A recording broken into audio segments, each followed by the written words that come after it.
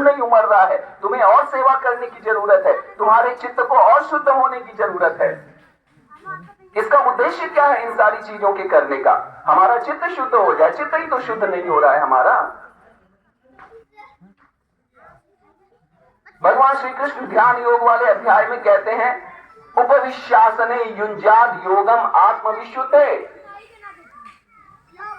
हम अपने आसन पर बैठते हैं और योग प्राणायाम ध्यान करते हैं ताकि हमारा चित्त शुद्ध हो जाए, आत्मविशुद्ध है, हम शुद्ध हो जाए। हम शुद्ध नहीं हो पा रहे हैं।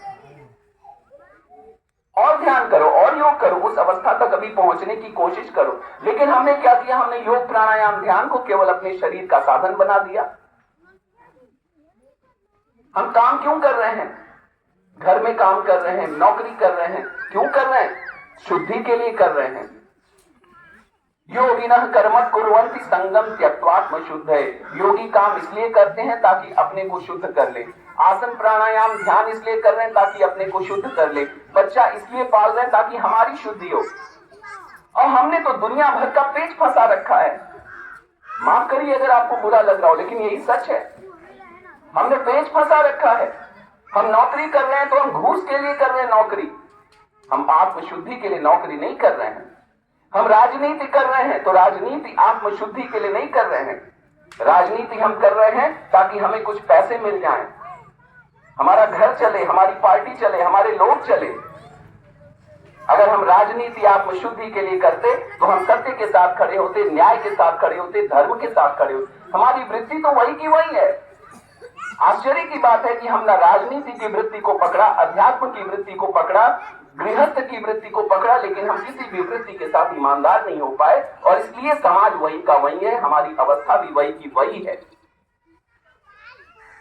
ये सोचने वाली बातें हैं। महात्मा गांधी से पूछा गया, महात्मा जी आप तो आध्यात्मिक व्यक्ति हैं, क्यों नहीं आप धर्म का प्रचार करते हैं? महात्मा गांधी कहे, धर्म कोई प्रचार करने वाली चीज है मुंह से बोल के?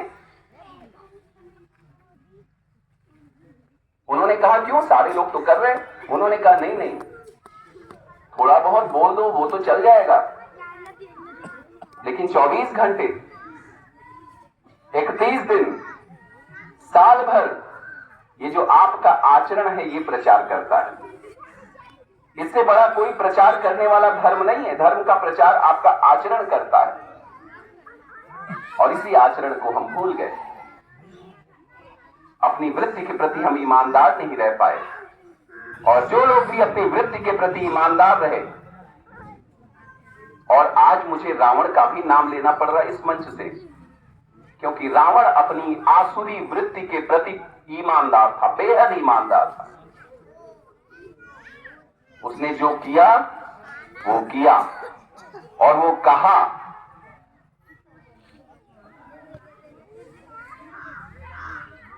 और उसके लिए उसे संग्राम भी करना पड़ा, तो संग्राम भी किया। सामने साक्षात परमात्मा खड़े थे। लोग कहते हैं रावण की इतनी बड़ी गति कैसे हो गई?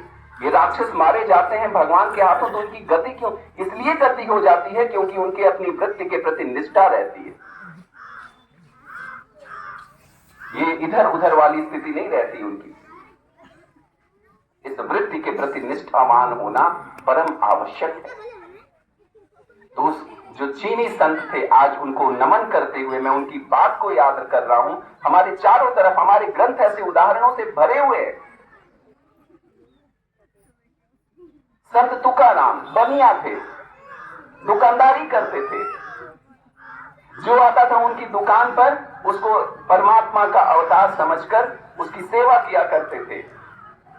अकाल पड़ा, एक पत्नी मर गई, मां मर गई, बच्चा मर गया,